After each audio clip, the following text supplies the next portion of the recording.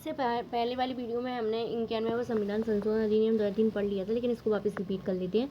इस संविधान संशोधन के द्वारा अनुसूची 10, अनुच्छेद 75 तथा अनुच्छेद 164 में संशोधन करके मंत्रिपरिषद के आकार को निश्चित किया गया था।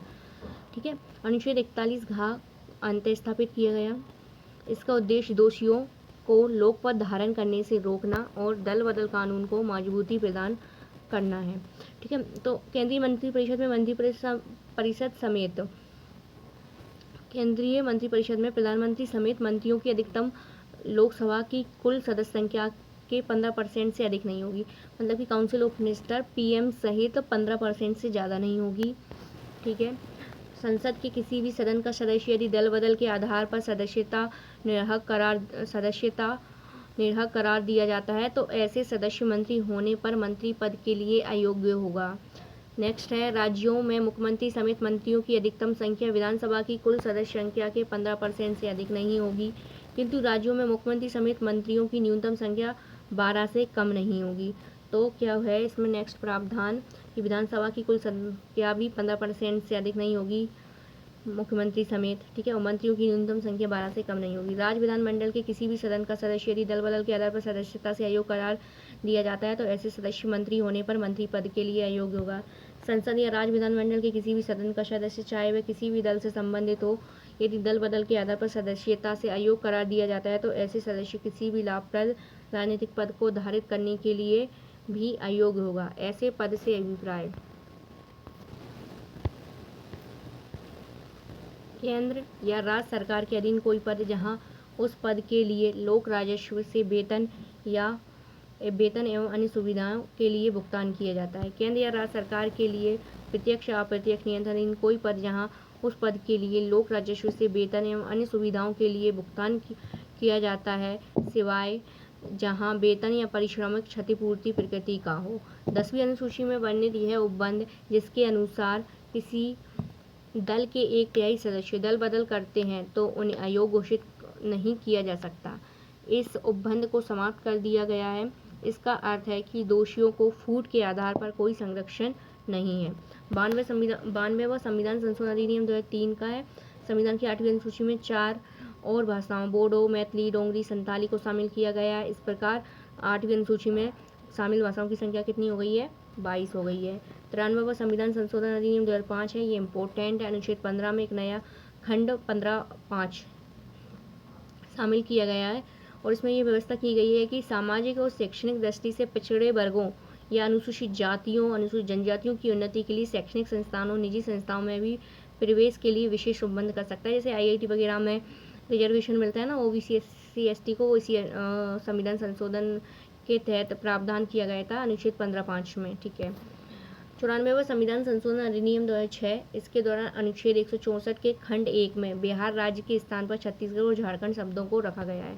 95वां संविधान संशोधन अधिनियम 2009, इसके दौरान अनुच्छेद 334 में संशोधन कर शब्दावली 60 वर्ष के स्थान पर 70 वर्ष को जोड़ दिया गया, अर्थात लोकसभा एवं राज्य विधानसभाओं में अनुसूचित जातियों, जनजातियों के लिए चुनावी सीटों के आरक्षण तथा आंग्ल भारतीय सदस्यों के मनोनयन की व्यवस्था को 26 जनवरी 2010 से आगामी 10 वर्ष अर्थात 26 जनवरी 2020 तक के लिए बढ़ा दिया गया। ठीक है। 96वां संविधान संशोधन अधिनियम 2011, इसके द्वारा 8वीं अनुसूची में संशोधन कर 15वीं प्रविष्टि की भाषा का नाम उड़िया के स्थान पर ओडिया प्रस्तावित किया गया। 97वां संविधान संशोधन अधिनियम 2011, इस संशोधन के द्वारा सहकारी समितियों को एक संवैधानिक स्थान एवं संरक्षण प्रदान किया गया। संरक्षण द्वारा संविधान में निम्नलिखित 3 बदलाव किए गए। सहकारी समिति बनाने का अधिकार एक मौलिक अधिकार बन गया अनुच्छेद 19 गा के तहत। नेक्स्ट प्रावधान क्या किया गया है कि राज्य की नीति में सहकारी समितियों को बढ़ावा देने का एक नया नीति निर्देशक सिद्धांत का समावेश किया गया है अनुच्छेद 43 खा में। सहकारी समिति नाम से एक नया भाग 9 खा संविधान में जोड़ा गया है। प्रमुख प्रावधान क्या है? सहकारी समितियों की स्थापना। राज्य विधानमंडल सहकारी समितियों की स्थापना, नियमन एवं बंद करने संबंधी नियम बनाएगा। तो सहकारी समितियों, तो इसमें एक प्रावधान जोड़ा ये है कि सहकारी समितियों की स्थापना, राज्य विधानमंडल सहकारी समितियों की स्थापना, नियमन एवं उनको बंद करने संबंधी नियम बनाएगा। ठीक है। राज्य विधानमंडल बोर्ड के सदस्यों एवं इसके पदाधिकारियों की संख्या एवं शर्तें। राज्य विधानमंडल द्वारा निर्धारित की गई संख्या के अनुसार बोर्ड के राज्य विधानमंडल द्वारा निर्धारित की गई संख्या के अनुसार बोर्ड के निदेशक होंगे। निदेशकों की अधिकतम संख्या 21 से ज़्यादा नहीं होगी। बोर्ड के सदस्यों एवं पदाधिकारियों का कार्यकाल निर्वाचन की तिथि से 5 वर्ष के लिए होगा। बोर्ड के सदस्यों पदाधिकारियों का कार्यकाल निर्वाचन की तिथि से 5 वर्ष के लिए होगा। बोर्ड के सदस्यों का चुनाव सहकारी समिति का चुनाव कराने का अधिकार विधानमंडल द्वारा तय किए गए निकाय को होगा। बोर्ड का विघटन, निलंबन एवं अंतरिम प्रबंधन। किसी भी बोर्ड को 6 माह से अधिक समय तक विघटित या निलंबित नहीं रखा जाएगा। खातों का अंकेक्षण मतलब राज्य विधानमंडल सहकारी समितियों को खातों के अनुरक्षण तथा हर वित्तीय वर्ष में कम से कम एक बार खाते के अंकेक्षण मतलब ऑडिटिंग का नियम बनाएगा। आम सभा की बैठक बुलाना। राज्य विधानमंडल प्रत्येक सहकारी समिति की आम सभा की बैठक वित्तीय वर्ष की समाप्ति के 6 माह के अंदर बुलाने का प्रावधान बना सकता है। तो राज्य विधानमंडल प्रत्येक सहकारी समिति की आम सभा की बैठक वित्तीय वर्ष की समाप्ति के 6 माह के अंदर बुलाने का प्रावधान बना सकता है। सूचना पाने का सदस्यों को अधिकार। राज्य विधानमंडल सहकारी समितियों के हर सदस्यों को सहकारी समिति के कागजातों, सूचनाओं एवं खाता उपलब्ध कराने का प्रावधान कर सकता है। ठीक है। रिटर्न। प्रत्येक सहकारी समिति को वित्तीय वर्ष की समाप्ति के 6 माह के अंदर रिटर्न दाखिल करना होगा। अपराध एवं दंड। राज्य विधानमंडल सहकारी समितियों के अपराधों के लिए कानून बना सकता है। ऐसे अपराधों के लिए सजा तय कर सकता है। मौजूदा कानूनों का बना रहना। 2011 के 97वें संविधान संशोधन के ठीक पहले राज्यों में लागू सहकारी समितियों से जुड़े कानून जो इस खंड से मेल नहीं खाते हैं, संशोधन किए जाने पर निरस्त किए जाने या लागू होने के बाद 1 साल की अवधि बीत जाने में से जो सबसे कम होगा तब तक लागू रहेंगे। 97वां संविधान संशोधन संबंधी सर्वोच्च न्यायालय का निर्णय। हाल ही में सर्वोच्च न्यायालय ने गुजरात उच्च न्यायालय के वर्ष 2013 के निर्णय को बरकरार रखते हुए 97वां संविधान में 97वां संशोधन अधिनियम 2011 के कुछ प्रावधानों को रद्द कर दिया है। न्यायालय का यह फैसला संघवाद को बढ़ावा देता है क्योंकि 97वें संविधान संशोधन ने सहकारी समितियों पर राज्यों के अनन्य अधिकार को सीमित कर दिया। तो न्यायालय का यह फैसला संघवाद को बढ़ावा देता है क्योंकि 97वां संविधान संशोधन ने सहकारी समितियों पर राज्यों के अनन्य अधिकार को सीमित कर दिया। 97वें संविधान संशोधन के माध्यम से संविधान में प्रस्तुत किया गया भाग 9B सहकारी समितियों के क्रियान्वयन हेतु शर्तों को निर्धारित करता है। संशोधन में प्रावधान संविधान द्वारा आवश्यक राज्य विधानसभाओं द्वारा उनकी पुष्टि किए बिना संसद द्वारा पारित किए गए। तो संशोधन में प्रावधान संविधान द्वारा आवश्यक राज्य विधानसभाओं द्वारा उनकी पुष्टि किए बिना संसद द्वारा पारित किए गए। यह माना गया कि 97वें संविधान संशोधन के लिए संविधान में अनुच्छेद 368(2) के अनुसार कम से कम 50% राज्य विधानसभाओं के अनुसमर्थन की आवश्यकता है। ये माना गया है कि 97वें संविधान संशोधन के लिए संविधान के अनुच्छेद 368(2) के अनुसार कम से कम 50% राज्य विधानसभाओं के अनुसमर्थन की आवश्यकता है, क्योंकि यह एक ऐसी प्रविष्टि 32 से संबंधित है जो एक विशेष राज्य के विषय सहकारी समितियों के रूप में थी। चूँकि 97वें संविधान संशोधन के मामले में ऐसा समर्थन नहीं किया गया था, इसलिए इसे रद्द किया जा सकता था। निर्णय में यह भी घोषित किया गया है कि संविधान का भाग 9B केवल तभी तक प्रभावी होगा जब तक यह विभिन्न राज्यों और केंद्रशासित प्रदेशों में बहुस्तरीय सहकारी समितियों से संबंधित है।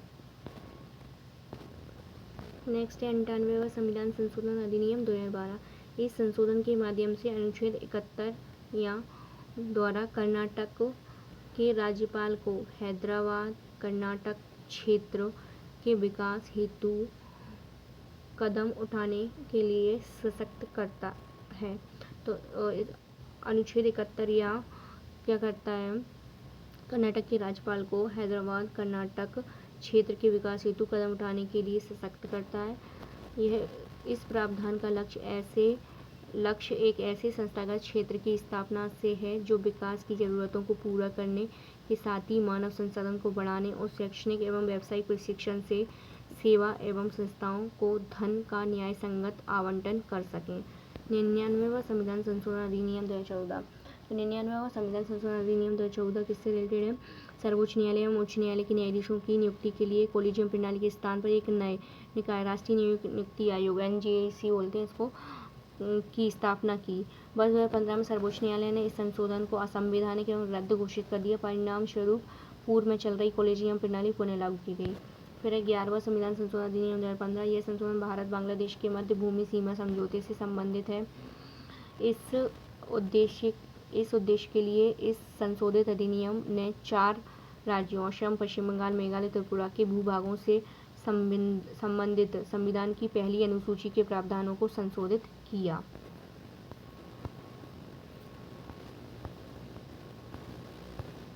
नेक्स्ट है 101वां संविधान संशोधन अधिनियम 2016। तो ये किससे रिलेटेड है? 101वां संविधान संशोधन अधिनियम GST से रिलेटेड है। इस संशोधन ने देश में वस्तु और सेवा कर शासन की शुरुआत का मार्ग प्रशस्त किया। वस्तु और सेवा कर केंद्र और राज्य सरकार द्वारा लगाए जा रहे अप्रत्यक्ष करों की जगह लेगा। इसके द्वारा करों के कैस्केडिंग प्रभाव को हटाने और वस्तुओं और सेवाओं के लिए एक सामान्य राष्ट्रीय बाजार प्रदान करना है। तदनुसार संविधान में निम्नलिखित प्रावधान किए गए हैं। प्रमुख प्रावधान: संविधान के अनुच्छेद 246 के बाद निम्नलिखित अनुच्छेद अंततः स्थापित किया जाएगा, अर्थात 246 का अनुच्छेद 246 और 254 में निहित किसी भी बात के होते हुए भी संसद द्वारा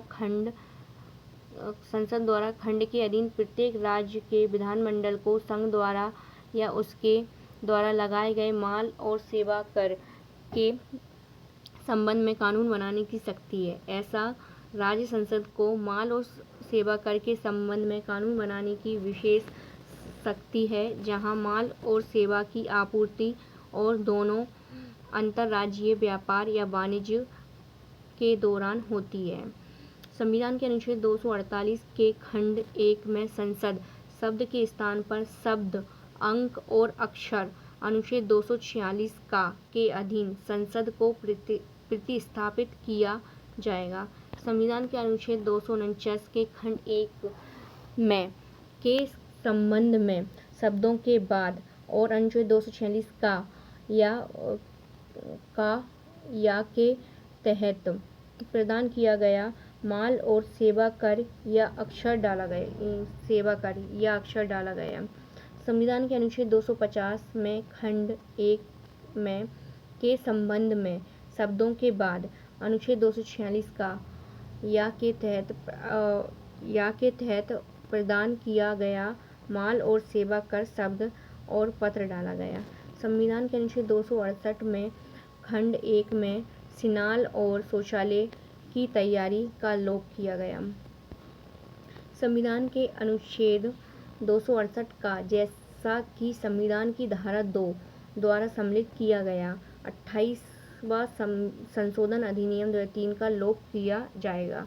संविधान के अनुच्छेद 269 में खंड 1 में माल की खेप शब्दों के बाद संविधान के अनुच्छेद 269 के बाद निम्नलिखित अनुच्छेद अंतः स्थापित किया जाएगा, अर्थात 269 का अंतर्राज्यीय व्यापार या वाणिज्य के दौरान आपूर्ति पर माल और सेवा कर भारत सरकार द्वारा लगाया और एकत्र किया जाएगा और इस तरह के कर को संघ और राज्यों के बीच उस तरीके से विभाजित किया जाएगा जैसा संसद द्वारा प्रदान किया जा सकता है। माल और सेवा कर परिषद की सिफारिशों पर कानून द्वारा।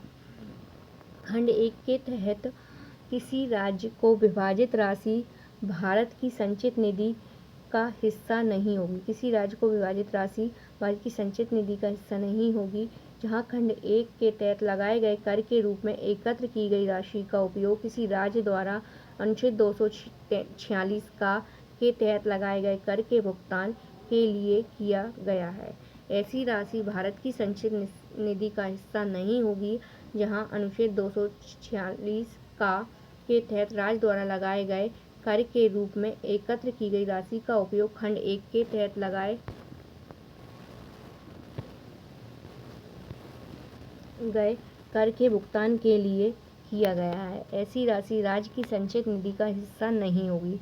संसद कानून द्वारा आपूर्ति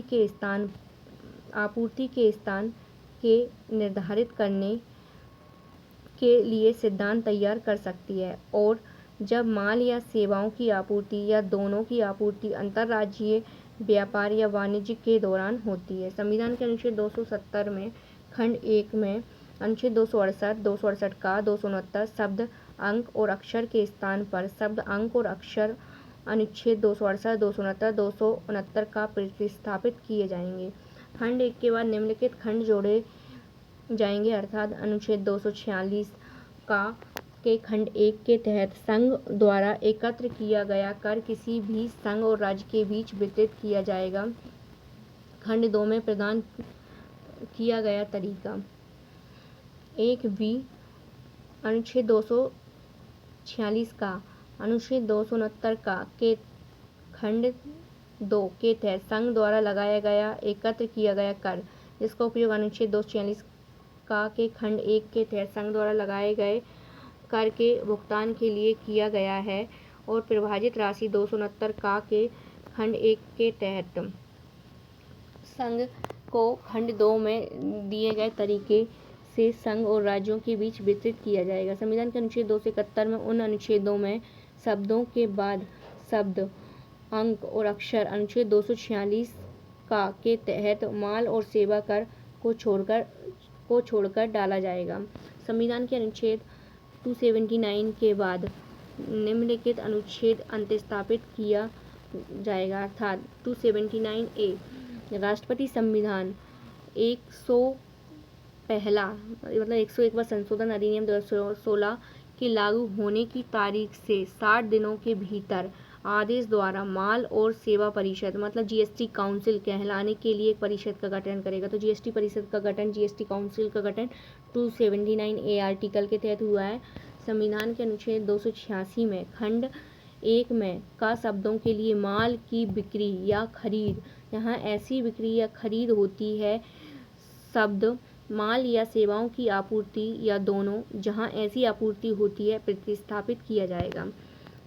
उपखंड खा में माल शब्द के लिए दोनों स्थानों पर जहाँ यह होता है, शब्द माल या सेवाएं या दोनों प्रतिस्थापित किए जाएंगे।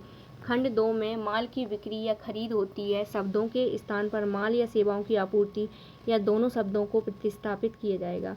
खंड खा का लोप किया जाएगा। संविधान के अनुच्छेद 366 में खंड 12 के बाद निम्नलिखित खंड डाला जाएगा, अर्थात 12 का माल और सेवा कर का अर्थ मादक शराब की आपूर्ति पर करों को छोड़कर माल या सेवाओं या दोनों की आपूर्ति पर कोई कर मानव उपभोग के लिए। खंड 26 के बाद निम्नलिखित खंड जोड़े जाएंगे, अर्थात 26 का सेवा का अर्थ माल के अलावा कुछ भी है। 26 खा अनुच्छेद 246 का 268, 269, 269 का और अनुच्छेद 279 का के संदर्भ में राज्य में विधानमंडल के साथ एक केंद्र शासित प्रदेश शामिल है।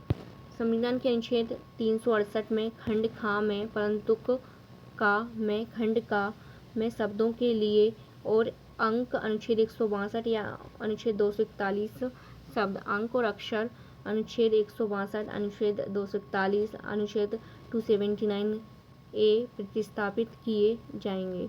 संविधान की छठी अनुसूची में पैरा 8 में और पैरा 3 में खंड ग में अंत में आने वाले शब्द और को छोड़ दिया जाएगा। खंड घ में शब्द और अंत में डाला जाएगा। खंड घा के बाद निम्नलिखित खंड डाला जाएगा, अर्थात मनोरंजन और मनोरंजन पर कर।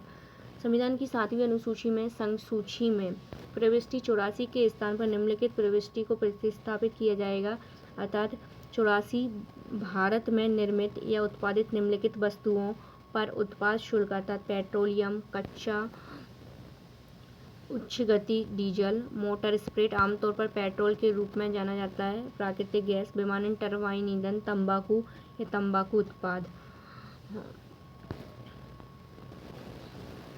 प्रविष्टियाँ 92 और 92 गा छोड़ दी जाएंगी।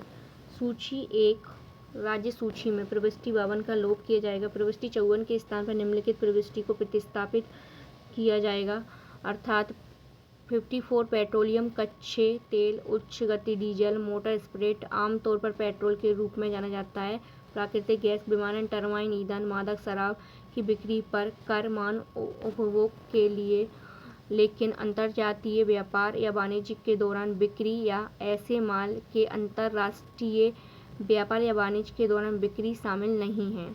प्रविष्टि 52 का लोप किया जाएगा। प्रविष्टि 62 के स्थान पर निम्नलिखित प्रविष्टि को प्रतिस्थापित किया जाएगा, अर्थात 62 मनोरंजन पर किसी पंचायत या नगरपालिका या क्षेत्रीय परिषद या जिला परिषद द्वारा लगाए और एकत्र किए गए कर। ये हो गया 101वां संविधान संशोधन अधिनियम 2016। हमें इसमें इतना ही याद रखना था कि अनुच्छेद 101वें संविधान संशोधन जीएसटी से रिलेटेड है और इसमें जीएसटी काउंसिल का गठन भी किया गया है, जो कि 279 ए आर्टिकल के तहत जीएसटी काउंसिल का गठन किया गया है। नेक्स्ट 102वां संविधान संशोधन देखते हैं, 2018 में है। ये राष्ट्रीय पिछड़ा वर्ग आयोग को संवैधानिक दर्जा दिया गया है। इसके तहत जो 1993 में संसद के एक अधिनियम के द्वारा स्थापित किया गया था, तो अनुच्छेद 338 बी या फिर 338 खा के तहत राष्ट्रीय पिछड़ा वर्ग आयोग का गठन किया गया है। नेक्स्ट देखते हैं, पिछड़े वर्गों के संबंध में अपने कार्यों से पिछड़े वर्ग के संबंध में अपने कार्यों से राष्ट्रीय अनुसूचित जाति आयोग को राहत दी। राज्य या संघ राज्य क्षेत्र के संबंध में सामाजिक और शैक्षणिक रूप से पिछड़े वर्गों को निर्देशित करने के लिए राष्ट्रपति को अधिकार दिया। ठीक है, नेक्स्ट देखते हैं 103वां संविधान संशोधन अधिनियम 2019। ये किससे रिलेटेड है कि ईडब्ल्यूएस को इसके तहत क्या दिया गया है, 10% आरक्षण दिया गया है शैक्षणिक संस्थानों में और नौकरियों में, है ना। तो इस संविधान संशोधन द्वारा अनुच्छेद 15 तथा 16 में संशोधन किया गया। नागरिकों को किसी भी आर्थिक रूप से कमजोर वर्ग की उन्नति के लिए कोई विशेष प्रावधान करने के लिए राज्य को सशक्त बनाना, राज्य को निजी शिक्षण संस्थानों सहित शैक्षणिक संस्थानों में प्रवेश के लिए इस तरह के वर्गों के लिए 10% तक के आरक्षण का प्रावधान करने की अनुमति दी गई, चाहे वह सहायता प्राप्त हो या राज्य द्वारा सहायता प्राप्त न हो। अल्पसंख्यक शैक्षणिक संस्थानों की अपेक्षा करता है को 10% तक का यह आरक्षण मौजूदा आरक्षण के अतिरिक्त होगा। राज्य को ऐसे वर्गों के पक्ष में 10% नियुक्तियों या पदों के आरक्षण का प्रावधान करने की अनुमति दी। 10% तक का यह आरक्षण मौजूदा आरक्षण के अतिरिक्त होगा। ठीक है, 104वां संविधान संशोधन ये किससे रिलेटेड है कि जो SC ST को आरक्षण दिया गया है ना लोकसभा में और विधानसभा में, तो उसको अब 10 वर्ष तक के लिए वापस बढ़ा दिया गया है, लेकिन एंग्लो इंडियन का इसके तहत की जो सीटें हैं उसको समाप्त कर दिया गया है। तो इस संविधान संशोधन हेतु संसद में 126वां संविधान संशोधन विधेयक लाया गया था। इस संशोधन द्वारा अनुच्छेद 334 में संशोधन कर लोकसभा तथा विधानसभाओं में अनुसूचित जनजाति के आरक्षण को 10 वर्ष के लिए बढ़ाकर जनवरी 2030 तक कर दिया गया तथा साथ ही लोकसभा एवं राज्यों की विधानसभाओं में आंग्ल भारतीय समुदाय के नाम निर्देशन को 25 जनवरी 2020 से समाप्त कर दिया है। भारत में वर्तमान में आंग्ल भारतीयों की कुल संख्या 296 है। उपयुक्त संशोधन अधिनियम 25 जनवरी 2020 से प्रभावित हुआ है। तो एंग्लो इंडियन का रिजर्वेशन जो था, नॉमिनेशन था, वो कौन से संविधान संशोधन के तहत समाप्त किया गया है? तो कौन से संविधान संशोधन के तहत किया गया है? 104वें संविधान संशोधन के तहत। 105वां संविधान संशोधन अधिनियम 2021 में बहुत इम्पोर्टेंट है लोकसभा। तो ये है किससे? सबसे पहले तो ये पिछड़े वर्गों की लिस्टिंग से रिलेटेड है ना। लोकसभा 10 अगस्त 2021 को, राज्यसभा 11 अगस्त 2021 को और 127वां संविधान संशोधन विधेयक 2021 पारित किया। यह विधेयक राष्ट्रपति की अनुमति के पश्चात संविधान 105वां संशोधन अधिनियम 2021 बन गया। इसका उद्देश्य 5 मई 2021 को सर्वोच्च न्यायालय के मराठा आरक्षण पर दिए गए निर्णय का प्रभाव समाप्त करके राज्य की अपनी ओबीसी सूची बनाने की शक्ति को बहाल करता है, कि राज्य को ओबीसी की सूची बनाने की शक्ति है। ठीक है। 102वें संविधान संशोधन अधिनियम 2018 ने संविधान में 3 नए अनुच्छेद, अनुच्छेद 342 का, 366, 26 का, अनुच्छेद 338 खा अंतः स्थापित किए गए थे। सर्वोच्च न्यायालय ने महाराष्ट्र सरकार के मराठा आरक्षण को निरस्त करते समय अपने निर्णय में 102वें संविधान संशोधन अधिनियम 2018 को वैध ठहराया था, किंतु सर्वोच्च न्यायालय ने कहा था कि राष्ट्रपति द्वारा राष्ट्रीय पिछड़ा वर्ग आयोग एनसीवीसी की सिफारिशों के आधार पर ही यह निर्धारित होगा कि ओबीसी सूची में कौन से समुदायों को शामिल किया जाएगा। इस निर्णय से राज्य सरकारों की राज्य स्तर पर ओबीसी सूची बनाने की शक्ति चली गई। इस प्रकार इस संशोधन का उद्देश्य राज्य की अपनी ओबीसी सूची बनाने की शक्ति को पुनः बहाल करना है। 102वें संविधान संशोधन अधिनियम 2018 का आशय सामाजिक और शैक्षणिक दृष्टि से पिछड़े वर्गों की सिर्फ केंद्रीय सूची से था, एनईवीसी से। ठीक है।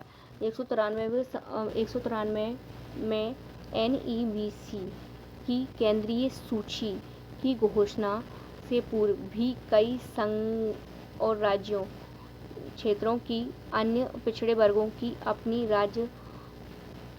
राज्य सूची, संघ राज्य क्षेत्र सूची है। पिछड़े वर्गों की राज्य सूची या संघ राज्य क्षेत्र सूची में सम्मिलित जातियां या समुदाय एनईवीसी की केंद्रीय सूची में सम्मिलित जातियों या समुदायों से भिन्न हो सकते थे। इस संशोधन के पश्चात पुनः यही स्थिति बहाल हो जाएगी। संविधान के अनुच्छेद 342 का के खंड 1 में सामाजिक और शैक्षणिक दृष्टि से ऐसे पिछड़े वर्गों को विनिर्दिष्ट कर सकेगा जिन्हें इस संविधान के प्रायोजनों के लिए शब्दों के स्थान पर केंद्रीय सूची में सामाजिक और शैक्षणिक दृष्टि से ऐसे पिछड़े वर्गों को विनिर्दिष्ट कर सकेगा जिन्हें केंद्र सरकार के प्रायोजनों के लिए शब्द रखे जाएंगे। इसका अर्थ है कि राष्ट्रपति की एनईवीसी की सूची से संबंधित शक्ति का संबंध केंद्रीय सूची से है और राज्य की पृथक एनईवीसी सूची हो सकती है। इस संशोधन द्वारा संविधान के अनुच्छेद 338 खा के खंड 9 में एक परंतु अंतर स्थापित किया जाएगा कि इस खंड की कोई बात अनुच्छेद 342 का के खंड 3 के प्रायोजनों के लिए लागू नहीं होगी। अनुच्छेद 342 का में खंड 3 जोड़ा जाएगा जिसमें प्रावधान किया जाएगा कि अनुच्छेद 342 का 1 और खंड 2 में अंतर्विष्ट किसी बात के होते हुए भी प्रत्येक राज्य या संघ राज्य क्षेत्र अपने स्वयं के प्रायोजनों के लिए सामाजिक और शैक्षणिक दृष्टि से पिछड़े वर्गों की एक सूची से भिन्न हो सकेगी। संविधान के अनुच्छेद 366 के खंड 26 गा के स्थान पर नया खंड रखा जाएगा जिसमें सामाजिक और शैक्षणिक दृष्टि से पिछड़े वर्गों से ऐसे पिछड़े वर्ग अभिप्रेत हैं जिन्हें यथास्थिति केंद्र सरकार या राज्य या संघ राज्य क्षेत्र के प्रायोजनों के लिए अनुच्छेद 342 का के अधीन ऐसा समझा गया है। इसके तहत एनईवीसी की परिभाषा को केंद्र और राज्य सरकारों के संदर्भ अधिक स्पष्ट बनाया गया है। नेक्स्ट है 106वां संविधान संशोधन अधिनियम 2023 है ना। यह संसद द्वारा पारित नारी शक्ति वंदन अधिनियम 2023 है।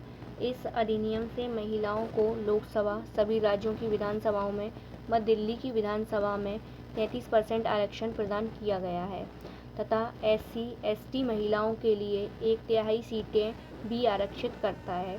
यह आरक्षण 15 वर्ष तक है। अगर आवश्यकता होगी तो आगे कानून बनाकर बढ़ाया जा सकता है। इस संशोधन के माध्यम से अनुच्छेद 330A, 332A, 334A अनुच्छेद जोड़ा गया तथा 170(3) व 82 में परिसीमन के लिए अनुच्छेदों में संशोधन किया गया। अनुच्छेद 334 में प्रावधान किया गया था कि आरक्षण परिसीमन के बाद लागू होगा।